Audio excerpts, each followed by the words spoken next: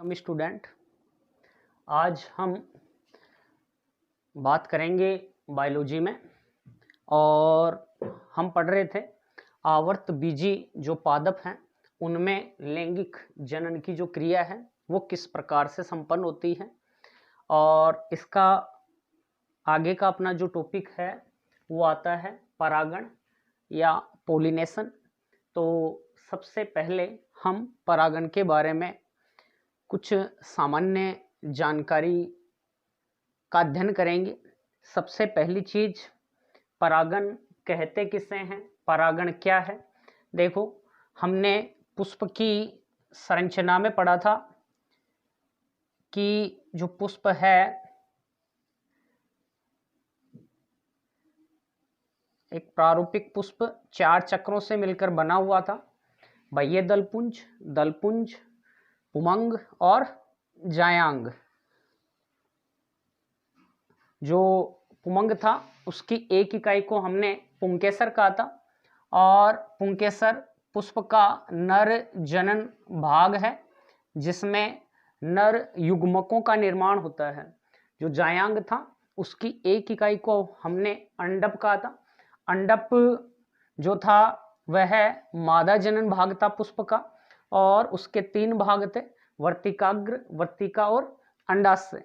जो अंडाशय था, इस अंडाशय में बीजांड पाए जाते हैं और बीजांड में मादा युग्मकों का क्या होता है, निर्माण होता है। तो जो पुष्प था उस पुष्प में नर युग्मक व मादा युग्मक बनते हैं, मेल गेमिट और फीमेल गेमिट बनते हैं। जो नर युग्मक हैं वो पुंकेसर का जो पराग कोश है उस पराग कोश में निर्मित होते हैं। जो पराग कण है, इस पराग कण का जब अंकुरण होता है तो इसमें अंकुरण के दौरान 2 नर युग्मकों का क्या होता है, निर्माण होता है। तो यहाँ नर युग्मक बनते हैं और जो बीजांड था, इस बीजांड में जो भ्रूणकोश था, एम्ब्रियोसेक था, उसमें अंड कोशिका का क्या होता है, निर्माण होता है। इसके पास में 2 सहायक कोशिकाएं बनती हैं। 2 ध्रुवीय केंद्रक मध्य में थे, प्रतिमुखी कोशिकाएं निभागीय सिरे की तरफ थी। तो यहाँ हम देखें तो अंड कोशिका जो है इसमें ये मादा युग्मक है। क्या है, मादा युग्मक है। तो यहाँ जो पुष्पीय पादप हैं उनमें लैंगिक जनन में जो नर युग्मक हैं वो मादा युग्मक के साथ क्या करेंगे, संलयन करेंगे, तब जाकर निषेचन की क्या होगी, क्रिया होगी। तो निषेचन के लिए जो महत्वपूर्ण प्रक्रिया है वो परागण है, अर्थात निषेचन से पहले परागण की क्रिया होगी जिसके दौरान नर युग्मक मादा युग्मक तक क्या होंगे, पहुंचेंगे। यहाँ पुष्पीय पादपों में बात करें तो नर युग्मक और मादा जो युग्मक होते हैं दोनों ही क्या होते हैं, अगतिशील होते हैं। क्या होते हैं, अगतिशील होते हैं। तो परागण की जो क्रिया होती है वो निषेचन से क्या होगी, पहले। तो जो परागकोश होता है उसमें परागकणों का निर्माण होता है। जो परागकण है उन्हीं में नर युग्मक हैं।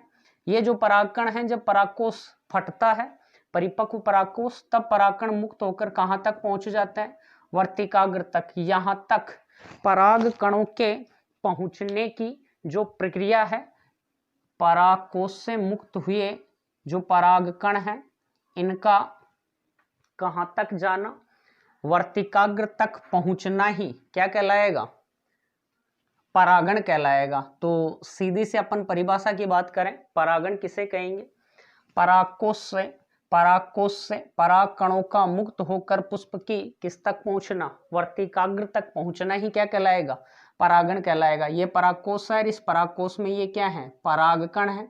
जब परागकोश परिपक्व हो जाता है तब इसके फटने से परागकण मुक्त हो जाएंगे और मुक्त हुए परागकण किसी भी माध्यम द्वारा, माध्यम कोई भी हो सकता है, वायु हो सकता है, जल हो सकता है, कीट पतंग, कुछ भी हो सकता है। किसी भी माध्यम द्वारा वर्तिकाग्र तक जब ये पहुंच जाएंगे तो ये जो प्रक्रिया है, ये जो प्रोसेस है, इस प्रोसेस को ही हम क्या कहेंगे, परागण कहेंगे।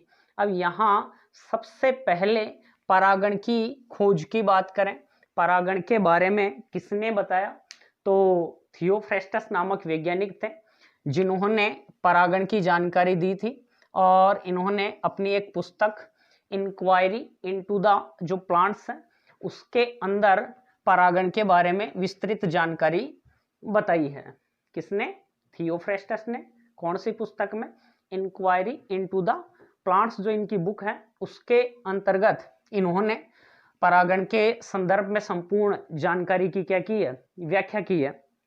परागण अभी बताया, परागण की जो प्रक्रिया है वो निषेचन की क्रिया बाद में होगी परागण के, तो परागण की जो क्रिया है वो निषेचन से क्या होती है, पहले संपन्न होती है। एक महत्वपूर्ण चीज यहां निकल के आती है जो पीछे भी मैंने बताई थी आपको, कि परागण के समय जो परागकण है, ये जो परागकण है, परागण के समय ये परागकण कौन सी अवस्था में होगा, तो परागण के समय जो परागकण है वह द्विकोशिकी, अधिकांश जो आवर्तबीजी पादप होते हैं उनमें परागण के समय जो परागकण हैं वो द्विकोशी की अवस्था में, कौन सी अवस्था में, द्विकोशी की अवस्था में रहते हैं। और इनमें एक कायिक कोशिका, एक कौन सी कोशिका है, कायिक कोशिका, वेजिटेटिव सेल है, और दूसरी जनन कोशिका है।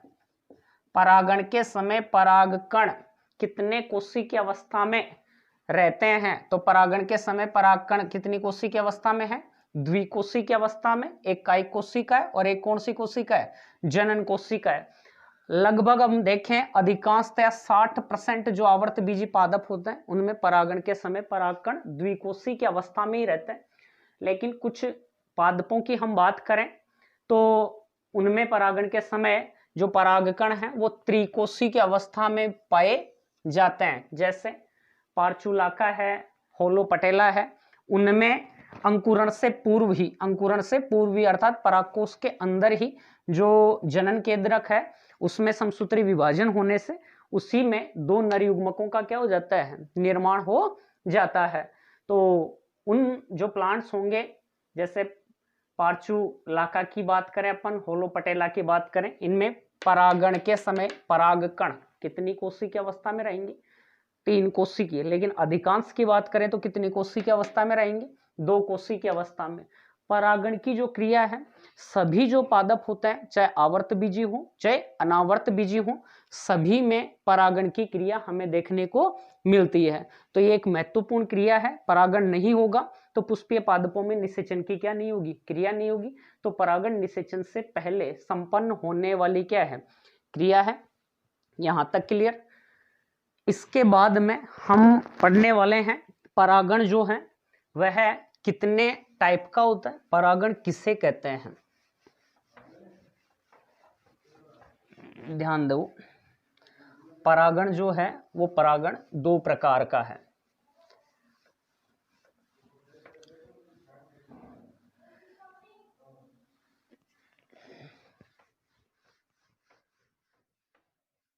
आगे हम देखें नेक्स्ट परागण के प्रकार, परागण कितने प्रकार के होते हैं इनकी बात करें हम तो परागण 2 प्रकार का है।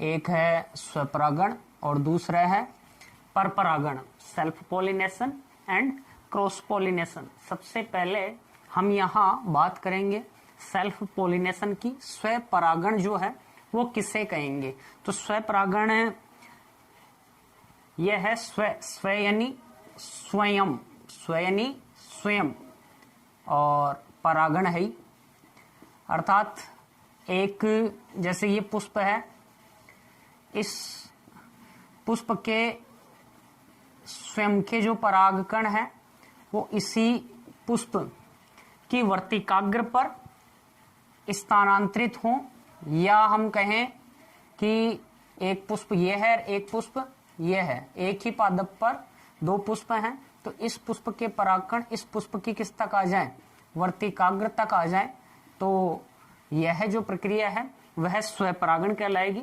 या शॉर्ट में अपन कहें एक पुष्प के पराग कणों का, एक पुष्प के पराग कणों का उसी पुष्प की या उसी पादप के अन्य पुष्प की वर्तिकाग्र पर पहुंचना क्या कहलाएगा, स्वपरागण कहलाएगा। अब इन दोनों के आधार पर ये जो स्वपरागण है ये दो टाइप का है या दो प्रकार का है, जिसमें एक आता है स्वयुग्मन ऑटोगेमी और दूसरा आता है सजात पुष्पी परागण जिटेनोगेमी। तो दो प्रकार के अपन स्वपरागण की यहाँ बात करेंगे, जिसमें फर्स्ट है स्वयुग्मन और दूसरा है सजात पुष्पी परागण की। यहाँ हम स्वयुग्मन की बात करें, स्वयुग्मन की बात करें। स्वयुग्मन क्या है, जैसे ये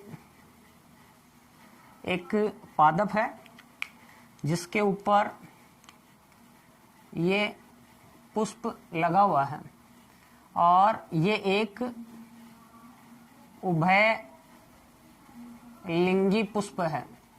कैसा पुष्प है, उभयलिंगी, द्विलिंगी, जिसके ऊपर पुंकेसर और स्त्री केसर दोनों अर्थात नर जनन भाग और मादा जनन भाग दोनों एक ही पुष्प पर उपस्थित होते हैं। तो ये पुष्प उभयलिंगी पुष्प है, इस पादप पर लगा हुआ। हम समझने का प्रयास कर रहे हैं स्वयुग्मन किसे कहेंगे। ये एक पुष्प है, इस पुष्प के परागकण जब इसी पुष्प की किस पर आए, वर्तिकाग्र पर आए, तो यह जो प्रक्रिया है इस प्रक्रिया को हम कहेंगे स्वयुग्मन। अर्थात एक पुष्प के पराग कणों का उसी पुष्प की वर्तिकाग्र पर पहुंचना क्या कहलाएगा, स्वयुग्मन कहलाएगा। तो यहाँ जो पुष्प है स्वयुग्मन के लिए वह पुष्प कैसा होना चाहिए, उभयलिंगी होना चाहिए। जैसे एग्जाम्पल की हम बात करें तो किसके अंदर स्वयुग्मन देखने को मिलता है, मटर के अंदर स्वयुग्मन हमें देखने को मिलता है। नेक्स्ट दूसरा आता है सजात पुष्पी परागण। सजात पुष्पी परागण, सजात पुष्पी परागण की हम बात करें तो ये कोई पादप है जिसके ऊपर एक पुष्प ये लगा हुआ है और एक पुष्प ये लगा हुआ है।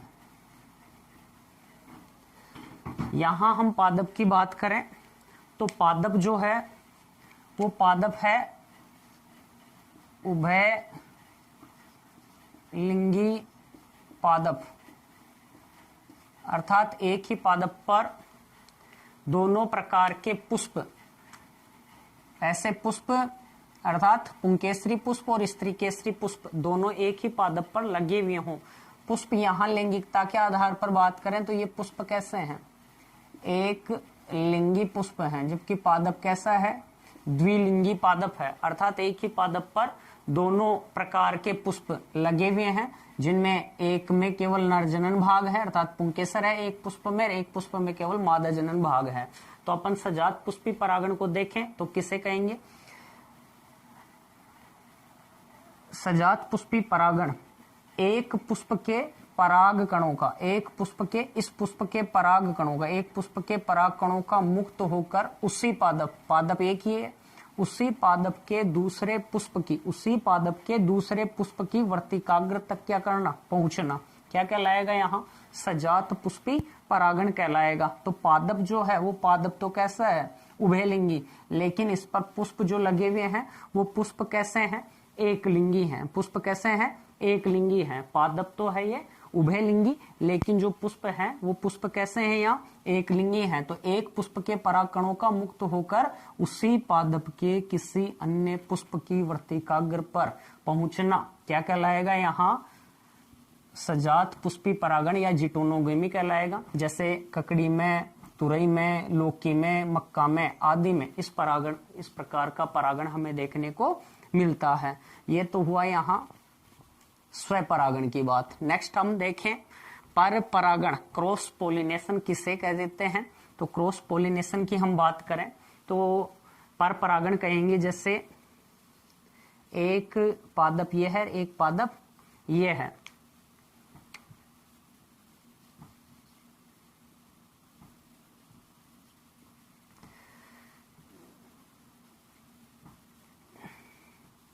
एक एक पुष्प के परागकणों का, जैसे इसके परागकणों का, एक पुष्प के परागकणों का मुक्त होकर उसी जाति के दूसरे पादप के पुष्प की किस तक पहुंचना, वर्तिकाग्र तक पहुंचना, क्या कहलाएगा, पर परागण। एक पुष्प के परागकणों का, यहां से जो पुष्प है, इस पादप के जो पुंकेसरी पुष्प है, यहां से मुक्त होने वाले जो परागकण है वो यहां से किसी अन्य पादप, दूसरे पादप के पुष्प की किस तक पहुंचे, समान जाति के दूसरे पुष्प की किस तक पहुंचे, वर्तिकाग्र तक पहुंचे। तो यह जो प्रक्रिया है, इस प्रक्रिया को हम कहेंगे सजात पुष्पी उसे कहेंगे अपन पर परागण, या इससे हम सजात परागण भी कह सकते हैं। क्यों सजात परागण क्यों कह रहे हैं, क्योंकि ये दोनों जो पादप हैं एक ही किसके हैं, जाति के हैं। तो समान जाति के जो पादप हैं उनके मध्य यहाँ परागण की क्या हो रही है, क्रिया हो रही है, इसलिए इसे जीनोगेमी या सजात परागण भी कहा जाता है। ये पादप ए है, ये पादप बी है, जाति समान जाति के अलग अलग पादप हैं। तो एक जो पादप है इससे मुक्त हुए जो परागकण है अन्य समान जाति के दूसरे जो पादप है उसके पुष्प की वर्तिकाग्र तक यदि पहुंचते हैं तो यह जो प्रक्रिया है, इस प्रक्रिया को हम कहेंगे पर परागण। क्लियर यहाँ तक। नेक्स्ट हम समझें कि स्वपरागण की क्रिया करवाने के लिए या स्वपरागण की क्रिया होने के लिए कौन कौन से अनुकूलन पाए जाते हैं, और पर परागण की जो क्रिया होती है उसके लिए कौन कौन से अनुकूलन देखने को मिलते हैं। तो यहाँ स्वपरागण के लिए क्या क्या अनुकूलन होंगे, सबसे पहले हम बात करेंगे यहाँ स्वपरागण के अनुकूलनों की। ध्यान दो, स्वपरागण हेतु क्या अनुकूलन चाहिए। सबसे पहला अनुकूलन है उभयलिंगता, बाई सेक्सुअलिटी, उभयलिंगता, बाई सेक्सुअलिटी। तो उभयलिंगता में यह है स्वपरागण कब होगा, जब जो पुष्प हैं वो कैसे होंगे, उभयलिंगी, अर्थात एक ही पुष्प पर पुंकेसर और स्त्री केसर, नर जनन भाग और मादा जनन भाग दोनों यदि एक ही पुष्प पर उपस्थित हों तो इसके जो परागकण हैं इसी की वर्तिकाग्र पर पहुंच जाते हैं, स्थानांतरित हो जाते हैं। तो यहाँ कौन सा परागण देखने को मिलेगा, स्वपरागण। ऐसे पुष्प जिनमें पुंकेसर और स्त्री केसर दोनों एक ही पुष्प में होंगे वो क्या कहलाएंगे, उभय लिंगी पुष्प कहलाएंगे या द्विलिंगी पुष्प कहलाएंगे। जैसे यहाँ मटर में नेक्स्ट अपन देखें एक लिंगी पुष्प, यदि एक पुष्प में केवल एक ही जनन भाग या तो पुंकेसर उपस्थित हो या स्त्री केसर उपस्थित हो तो वो क्या कहलाएंगे, एक लिंगी पुष्प। जैसे कुकुरबिटेसी कुल के जो पादप होते हैं उनमें हमें एक लिंगी पुष्प देखने को मिलेंगे। तो एक लिंगी जो पुष्प होंगे उनमें कभी भी स्वपरागण की क्रिया नहीं होगी, लेकिन जो उभयलिंगी पुष्प होंगे उनमें हमेशा कौन से स्वपरागण की क्रिया देखने को मिलेंगी। तो एक ही पुष्प में पुंकेसर और स्त्री केसर दोनों उपस्थित हो तो वह स्थिति उभयलिंगता कहलाती है। उभयलिंगता की जो स्थिति है उसमें हमेशा कौन सा परागण होगा, स्वपरागण की क्रिया होगी। एग्जाम्पल लिख रखा है, जैसे मटर में उभयलिंगता देखने को मिलती है, इसमें स्वपरागण की क्रिया होगी। नेक्स्ट हम देखें समकाल पक्वता। समकाल पक्वता से तात्पर्य है सम यानी समान, समान, काल यानी समय, पक्वता यानी परिपक्व होना, अर्थात समान समय में एक पुष्प का जो परागकोश है, एक पुष्प का जो परागकोश है उसका परिपक्वन और एक पुष्प की जो वर्तिकाग्र है उनका परिपक्वन यदि समान समय में हो तो वह स्थिति समकाल पक्वता कहलाती है। या हम यहाँ ये कह सकते हैं कि समान समय में पुंकेसर और स्त्री केसर दोनों यदि समान समय में परिपक्व होते हैं तो वह स्थिति क्या कहलाएगी, यहाँ समकाल पक्वता कहलाएगी, होमोगेमी कहलाएगी। जिसमें हम देखें तो जैसे परागकोश परिपक्व हो गया तो इससे परागकणों का क्या हो गया, स्फुटन हो गया। उसी समय यदि वर्तिकाग्र परिपक्व होकर परागकणों को ग्रहण करती है तब ये जो परागकण है ये यहाँ अंकुरित हो जाएंगे और नर युग्मकोद्भिद का परिवर्धन होगा, अर्थात निषेचन की क्या हो जाएगी, क्रिया हो जाएगी। तो समान समय अवधि में दोनों यदि परिपक्व होते हैं तो वही स्थिति समकाल पक्वता कहलाएगी, जैसे सदाबहार, गुलाबबास। और समकाल पक्वता जैसी जो स्थिति होगी उसमें हमेशा स्वपरागण की क्रिया हमें देखने को मिलेगी। नेक्स्ट हम देखें उन्मीलियता। नेक्स्ट अपना महत्वपूर्ण अनुकूलन है स्वपरागण हेतु अनुन्मीलियता। अनुन्मीलियता, अनुन्मीलियता, क्रिस्टोगेमी। अनुन्मीलियता के अंतर्गत क्या होता है कि कुछ पादपों में पुष्प होते हैं जो कभी नहीं खिलते हैं। पुष्पों का कभी नहीं खिलना अनुन्मीलियता कहलाता है। अर्थात इस स्थिति में जो पुष्प होंगे वो हमेशा क्या होंगे, बंद होंगे, कभी भी नहीं खिलते हैं। और नहीं खिलते हैं तो इनमें हमेशा कौन सा परागण देखने को मिलेगा, स्वपरागण देखने को मिलेगा। इसके एग्जाम्पल दे रखे हैं, जैसे वायोला है, जंकस है, कनकोआ है। तो जो कनकोआ होता है, केमोलाइना जो होता है, उसके अंतर्गत हम देखें कनकोआ में, इसमें हमें दो प्रकार के पुष्प देखने को मिलते हैं।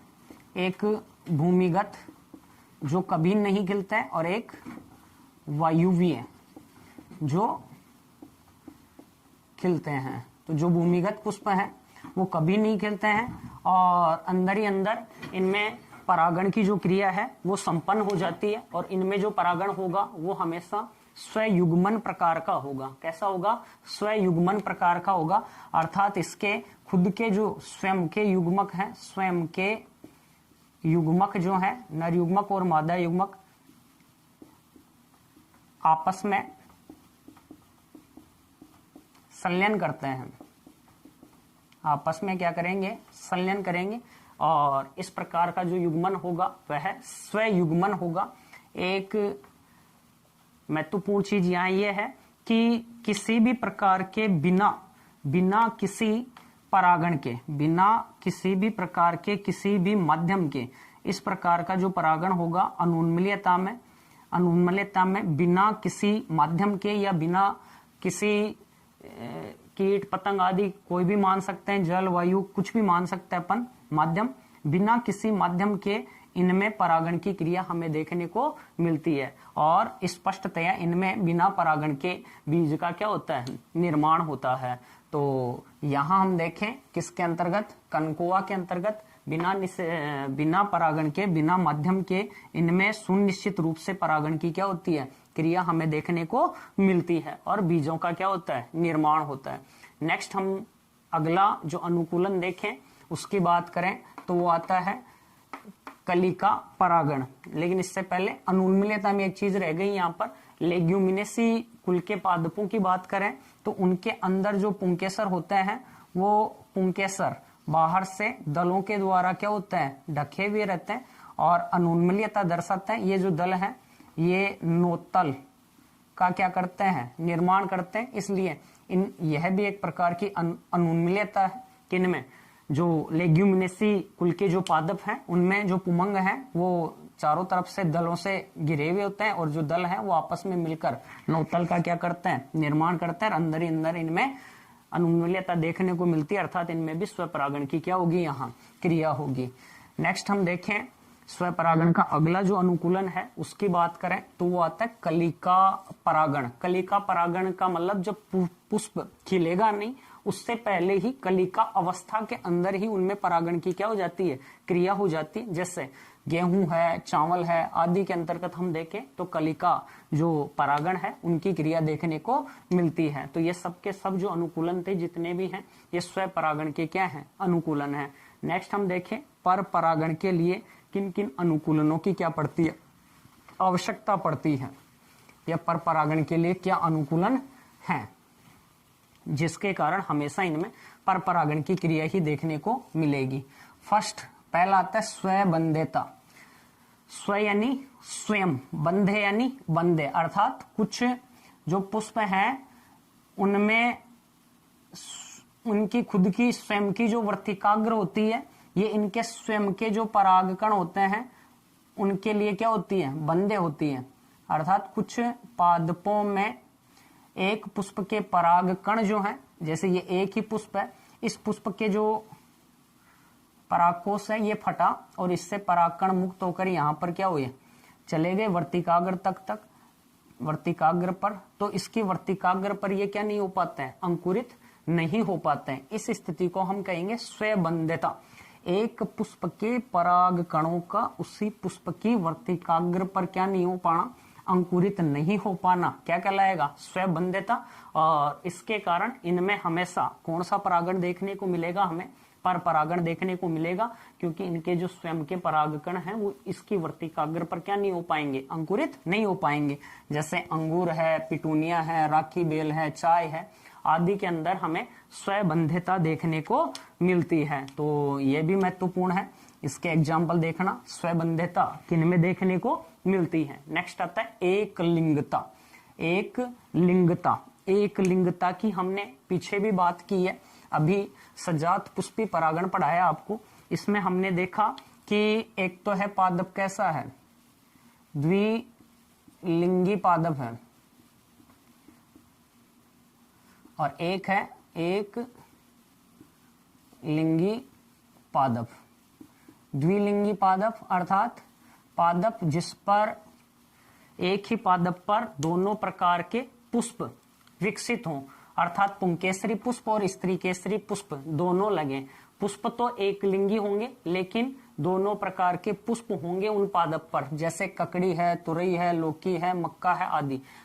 तो उनकी बात करें तो उनमें अभी मैंने कहा था भाई आनुवांशिकता के आधार पर तो ये कैसा है, स्वपरागण है, लेकिन क्रियात्मक दृष्टि से अधिकांश वनस्पति वैज्ञानिक जो हैं वो इसे क्या मानते हैं, पर परागण मानते हैं। तो एक लिंगता के आधार पर इनमें कौन सा परागण होगा, पर परागण।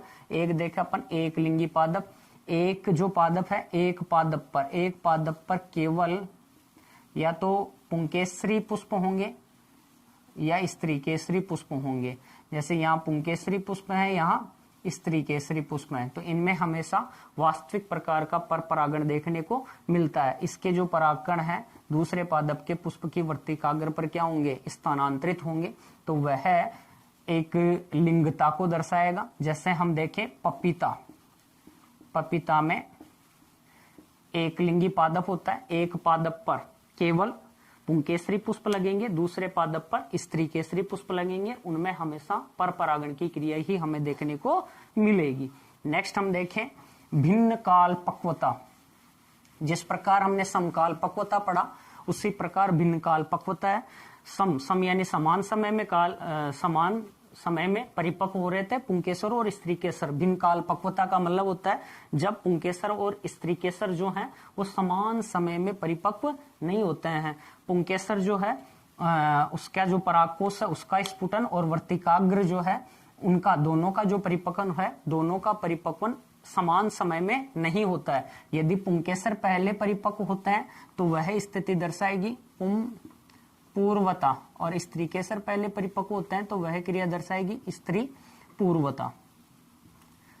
पूर्वता की हम बात करें, जैसे गुड़हल, कपास, और एक महत्वपूर्ण इसका एग्जाम्पल आता है साल्विया। साल्विया का जो पादप है, हाँ साल्विया की बात करें तो साल्विया एक उभयलिंगी पुष्प होता है। कई बार पूछा जाता है कि साल्विया उभयलिंगी पुष्प होते हुए भी उसमें पर परागण की क्रिया होती है, क्यों? तो हम जैसे ये साल्विया की बात करें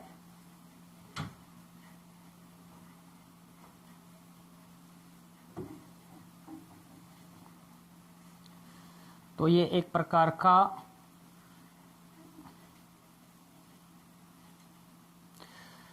द्विलिंगी उभयलिंगी पुष्प है जिसमें पुंकेसर नर जनन भाग पुंकेसर और मादा जनन भाग स्त्री केसर दोनों पाए जाते हैं। लेकिन इसमें जो पुंकेसर का जो परागकोश है उसका परिपक्वन पहले हो जाता है, लेकिन वर्तिकाग्र परिपक्व नहीं हो पाती है। अर्थात पराग कणों को ग्रहण करने के लिए वर्तिकाग्र तैयार नहीं हो पाती है। तो इसके परागकण यदि यहाँ वर्तिकाग्र पर पहुंच भी जाते हैं तो ये परागकण अंकुरित नहीं हो पाते हैं। इस प्रकार इसमें साल्विया में जो निषेचन की जो क्रिया है वो संपन्न नहीं हो पाएगी, अर्थात यहाँ ये परागण की क्रिया संपन्न नहीं होगी। तो जो कीट होंगे, कीट पतंग आदि के द्वारा इसमें परागण की क्रिया देखने को मिलती है। जब कीट आकर इस पर बैठते हैं तो ये इसका ऊपरी ओष्ठ है, साल्विया का दल जो है ऊपरी ओष्ठ का काम करता है, ये निम्न ओष्ठ का कार्य करता है, प्लेटफॉर्म का कार्य करता है, जिस पर आकर कीट पतंग आदि मकरंद वगैरह एकत्रित करने के लिए यहाँ आकर क्या होते हैं, बैठते हैं। जब कीट यहाँ आकर बैठते हैं तो इसके शरीर पर जो परागकण है वो चिपक जाता है, और जब ये दूसरे पुष्प, साल्विया के ही दूसरे पुष्प पर जाएगा तो उसकी वर्तिकाग्र पर जो परिपक्व हो चुकी है दूसरे पुष्प में, वहां तक इसके परागकण पहुंच जाते हैं। इस प्रकार से कीटों के द्वारा इनमें परागण की जो क्रिया है वो संपन्न होती है। पुष्प है उभयलिंगी, लेकिन फिर भी पुंपूर्वता के कारण, मतलब परागकोश जो है उनका परिपक्वन स्त्री केसर जो है उसकी जो वर्तिकाग्र है उससे पूर्व ही पराग कणों का परिपक्वन हो जाता है, इसलिए इनमें स्वपरागण देखने को नहीं मिलता है। तो जो साल्विया है उसमें कैसा परागण हो रहा है, यहाँ पर परागण की क्रिया देखने को मिलती है जो भिन्न काल पक्वता को दर्शा रही है। नेक्स्ट हम बात करें स्त्री पूर्वता। स्त्री पूर्वता में यह है कि कुछ पादप जो हैं उनमें पुंकेसर से पहले स्त्री केसर क्या हो जाती है, परिपक्व हो जाती है, अर्थात इस स्त्री केसर की जो वर्तिकाग्र है ये पराग कणों को ग्रहण करने के लिए तैयार हो जाती है पहले से, लेकिन जो परागकोश है उनका परिपक्वन नहीं हो पाता है और इनका स्फुटन नहीं होगा, तो इसके स्वयं के जो परागकण हैं वो यहाँ तक नहीं पहुंच पाएंगे। किसी दूसरे पुष्प के परागकण इसके परिपक्वन के समय यदि यहाँ पहुंच जाते हैं तो इनका अंकुरण हो जाएगा और परागण की क्रिया संपन्न हो जाती है, जिसे हम क्या कहेंगे, स्त्री पूर्वता, अर्थात पुंकेसर से पहले स्त्री केसर का परिपक्व हो जाना स्त्री पूर्वता कहलाती है। जैसे चंपा है, बरगद है, सरसों है आदि में हमें स्त्री पूर्वता की जो क्रिया है वो देखने को मिलती है। नेक्स्ट अगला जो अपना परागण हेतु अनुकूलन है वो है अवरुद्ध परागणता या हर्कोगेमी। हर्कोगेमी या अवरुद्ध परागणता के अंतर्गत यह है कि कुछ जो पादप हैं उनमें जो परागकण है और जो वर्तिकाग्र है, पराग कणों का वर्तिकाग्र तक पहुंचने के मध्य संरचनात्मक और कार्यात्मक रूप से यदि कोई अवरोधक आ जाता है तो उसके कारण खुद के जो परागकण हैं खुद की वर्तिकाग्र तक नहीं पहुंच पाते हैं और वह स्थिति क्या कहलाएगी, हर्कोगेमी कहलाएगी। जैसे हम कैलोट्रोपिस या आंख की बात करें, आंख में हमने पढ़ा था जो परागकण है एक पिंड नुमा संरचना में परागपिंड या पोलेनियम नियम के अंदर क्या होते हैं, बंद होते हैं और ये वहां से दूर जाकर खुलती है और कीटों की सहायता से इन परागकणों का क्या होगा, स्थानांतरण। तो हमेशा आंख में पर परागण की क्रिया होगी। इसी प्रकार हम देखें ग्लोरियोसा में देखें तो ग्लोरियोसा में परागकोश जो है, जैसे ये है परागकोश जो है, परागकोश का स्फुटन इस प्रकार से होता है कि जो परागकण है वो अंदर इधर नहीं बिखरेंगे, बाहर की तरफ बिखरेंगे, जिसके कारण जो परागकण है वो खुद की वर्तिकाग्र पर नहीं पहुंच पाते हैं। खुद की वर्तिकाग्र पर नहीं पहुंच पाते हैं, इसका मतलब यहाँ पर परागण की क्रिया संपन्न होती है। एक आता है विषम वर्तिकात्व। विषम वर्तिकात्व का मतलब होता है कुछ पादपों में हम देखें तो इनका जो पुष्प होता है, पुष्प में जो पुंकेसर और स्त्रीकेसर होती है, पुंकेसर जैसे ये स्त्रीकेसर है, या तो इस स्त्रीकेसर में वर्तिका जो है इसकी लंबाई अत्यधिक हो और पुंकेसर का जो पूतंतु है वो छोटा हो, तो पुंकेसर क्या हो जाएंगे, छोटे, जिसके कारण इस परागकोश से मुक्त होने वाले परागकण वर्तिकाग्र तक नहीं पहुंच पाएंगे। या वर्तिकाग जो स्त्रीकेसर है उसकी वर्तिका छोटी हो और पुंकेसर अत्यंत क्या हो, लंबे हो, जिसके कारण जो परागकण है वो स्फुटन के दौरान वर्तिकाग्र तक नहीं पहुंच पाएंगे। तो इस स्थिति में भी कौन सा परागण होगा, यहाँ पर परागण होगा।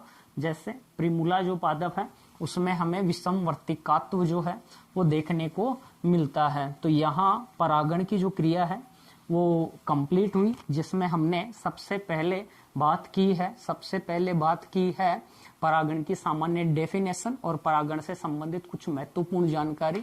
उसके बाद में हमने पढ़ा परागण के प्रकार। जो परागण के आपको मैंने 2 प्रकार बताए, स्व परागण और पर परागण। स्व परागण में हमने पढ़ा स्व युग्मन और सजात पुष्पी परागण। उसके बाद में स्व परागण के क्या क्या अनुकूलन है, वे कौन से अनुकूलन है जिनके कारण हमेशा स्व परागण ही होगा। तो ये स्व परागण के अनुकूलन थे उभयलिंगता, समकाल पक्वता, अनुन्मीलता, कलिका परागण। नेक्स्ट परागण के अनुकूलन पढ़े स्वबंध्यता, एक लिंगता, भिन्न काल पक्वता और भिन्न काल पक्वता में पूर्वता, स्त्री पूर्वता को पढ़ा। फिर अवरुद्ध परागणता या हर्कोगेमी पढ़ी और फिर हमने बात की विषमवर्तिकात्व की। तो यहाँ एक तो ये महत्वपूर्ण है, इनसे संबंधित एग्जाम्पल वगैरह या हर्कोगेमी आदि की परिभाषा पूछ सकता है। स्वबंध्यता और अनुन्मीलता पूछ सकता है। इसमें हम देखें ना अनुन्मीलता में, तो देखो यहाँ अनुन्मीलता के आधार पर पुष्प 2 प्रकार के होते हैं। एक तो है उन्मील परागणी पुष्प और एक है अनुन्मील परागणी पुष्प। तो यहाँ एग्जाम्पल आया हुआ है बोर्ड में, उन्मील पुष्पों के उदाहरण लिखिए। तो वे पुष्प जो कभी नहीं खिलते हैं वे पुष्प क्या कहलाएंगे, अनुन्मील पुष्प कहलाएंगे। जो खिलते हैं वो उन्मील पुष्प कहलाते हैं। अनुन्मील पुष्पों के उदाहरण में आप वो दे सकते हो, वायोला है, जंकस है, कनकुआ है, ड्रोसेरा है आदि के एग्जाम्पल आप दे सकते हो। तो आज का जो अपना टॉपिक था परागण, पोलिनेशन, ये कंप्लीट हुआ, अच्छे से समझ में आया होगा। इससे अगला जो अपना लेसन होगा उसमें हम बात करेंगे जो परागण की जो क्रिया है वो किस किस के द्वारा संपन्न होती है, माध्यम कौन कौन से होते हैं उसके लिए। तो आगे हम बात करेंगे परागण की जो क्रिया होगी वो किन किन के द्वारा संपन्न होगी। क्लियर? थैंक्स।